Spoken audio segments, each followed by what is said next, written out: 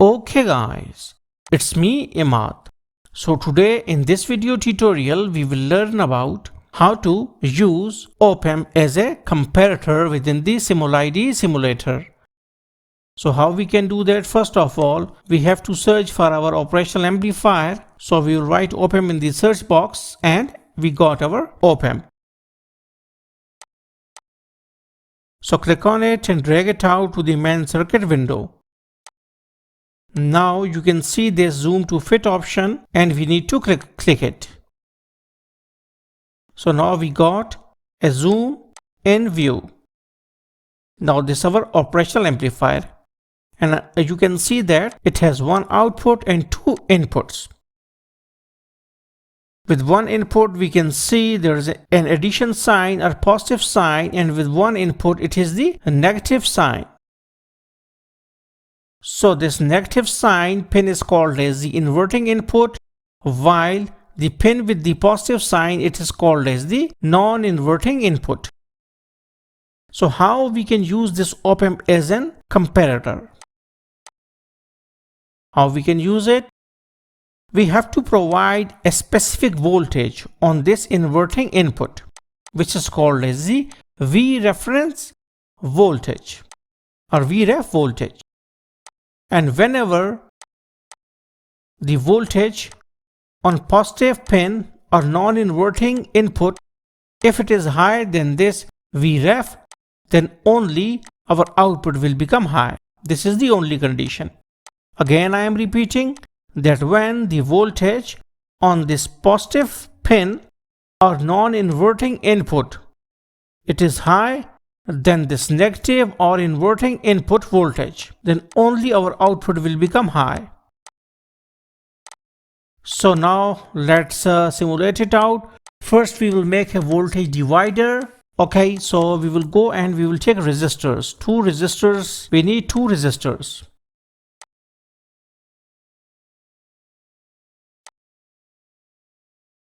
So we will take these resistors. Usually they are of quarter watt. Okay, again, after every component, we need to click on zoom to fit so that we got a good view. Right click on it, click on rotate clockwise, and also for this one, rotate clockwise. Then we need to connect these resistors with each other. Again, zoom to fit, and like this. Now we will go and we will take our fixed voltage power supply.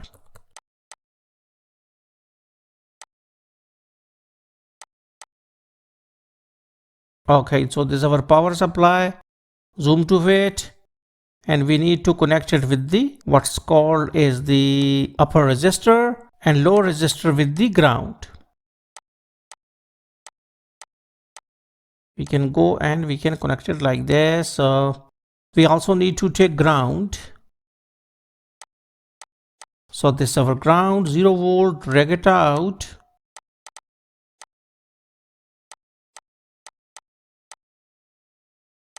Okay, so this.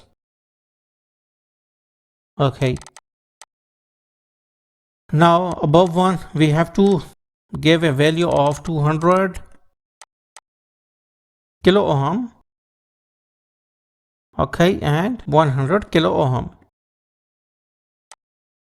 So now with the help of voltmeter, we will see that how much voltage is on this point. So we need to connect this inverting input with this common junction. So this is called as the voltage divider. Okay. Now we will go and we will see for our voltmeter so that we can measure the voltage, how much voltage we are getting on this point. Drag it out here, click on zoom to fit, positive sign with that of inverting input and negative sign with that of ground. Okay, now let's make it high, start simulation, and we got 1.667 on the inverting input. We can change the value of these resistors if you want a different value, And you must know that how you can apply the voltage divider rule here with the help of these two resistors. And you can get any sort of voltage what you want. Okay, now this is done. Now we will take one more fixed voltage power supply. So click on it, copy it out and paste it here.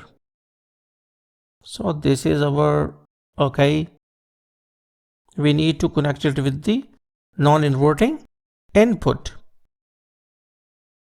Now we can see that we got 1.667. Okay, so whenever our non-inverting input voltage is high than the inverting one, then only in this condition our LED will become on, which is on the output. So let's take an LED. LED and this LED. Okay, connected its positive or anode end with that of output and negative with that of this one or ground, okay, to the ground pin. So this is our LED. Okay, we also need to add one current limiting resistor. It is necessary. So copy and paste it out. Resistor, one resistor of just 100 ohm. Okay, it will work for this. For this LED work perfectly. Or 220 ohm, not kilo but ohm. Like this. So now we run it out. Okay. Okay, our LED is dim. So we need to reduce our ohms. Okay. Like 100 ohm is enough. So now 1.667. So now you can see that when our voltage is 1 volt, now you can see that as our V positive, okay, or non-inverting, it is less than the inverting voltage, then we can see that our LED is off. Now run it out and now, okay. Now whenever we will write here 1.3, you can see it is not on. 1.4 not on. 1.5 no. But when we will write 1.6, it is not going to on. But when we will write 1.7, now you can see that our LED becomes on, and we can call it as comparator because it is going to compare two voltages, and when one is high than the other, then only our output will get high and LED becomes on. So in this way we can use our opamp as a comparator. So hopefully you got the concept. So thanks for visiting our channel and don't forget to subscribe.